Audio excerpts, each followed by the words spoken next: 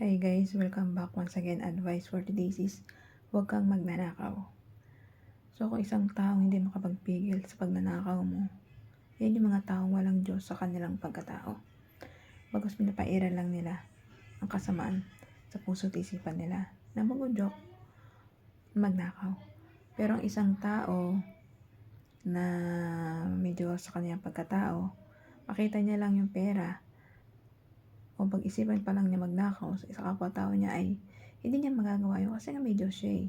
Takot siya gumawa ng kasalanan o sins. Kasi kapag yung tao walang Diyos sa pagkatao niya, nakakagawa talaga sila ng mga hindi kaya-ayang gawa para sa kapwa-tao natin. Huwag po tayong gumawa ng masasamang gawa para sa kapwa-tao natin. Pagkos magsisi tayo sa mga kasalanan gawa natin, bumalik loob sa ating Diyos amang buhay na nasa langit, pagsisihan lahat mga kasalanan gawa natin, kumulong, rumuspeto, gumalang, pag-isipan lang natin kapwa-tao natin ang ikabubuti niya at puro kasamaan. Pagkos, ang pag-iisip natin ng mabuti sa kapwa-tao natin ay nagdudulot ng kaligtasan ng ating kaluluwa. Lalong-lalo na tumutulong ka, nagsisisi ka sa mga kasalanan ng gawa mo at hindi ka na gumagawa ng kung anumang masama. Dulot ng demonyo na inudyokan ka para gumawa ng masama na natutukso ka ba?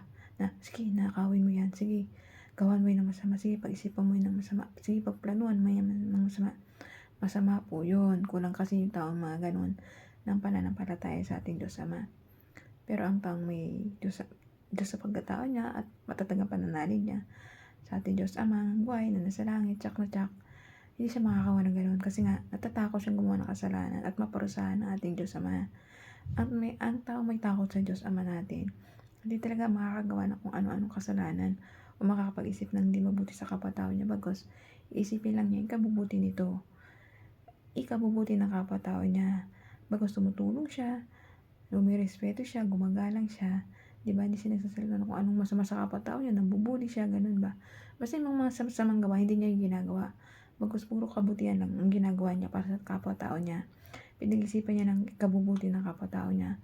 Inaiwa siya o nagdarasal siya parati para magampanan niya pagiging mabuting tao sa kapwa-tao niya. Pag nagagawa po natin yung pagiging mabuting tao sa kapwa-tao natin, so naliligtas yung kaluluwa natin sa impyerno. Pagkos nananalig tayo sa ating Diyos amang buhay na maliligtas ang kaluluwa natin, basta magsisi ka lang sa lahat ng gawa mong kasalanan dito sa ibabaw ng mundo. Magsisihan mo lahat ng nagawa mong kasalanan at hindi na ito muling babalikan pa.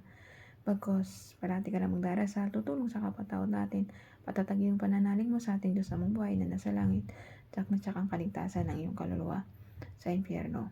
Pupunta lang po tayo sa kalangitan at once magsisi ka, tsak na tsak, ililigtas ka ng ating Diyos anak na buhay na nasa langit na si Jesus Christ, siya ating ang tagapagligtas. Once magsisi ka sa mga kasalanan ng gawa mo, tsak na tsak ang kaligtasan mo kasi siya ang Diyos anak na buhay na ating tagapagligtas at sobrang pagmamahal niya sa atin. Inalin niya ang buhay niya para sa ating mga taong makasalanan na patuloy na gumagawa ng masama. Pero once na magsisi ka at bumalik loob sa Kanya, sa ating Diyos anak na si Jesus Christ at sa Diyos Ama at Diyos Espiritu Santo, tsak na tsak ang kaligtasan ng iyong kaluluwa. Kaya hanggang dito na lang po ang advice. Ingat po tayong lahat and God bless.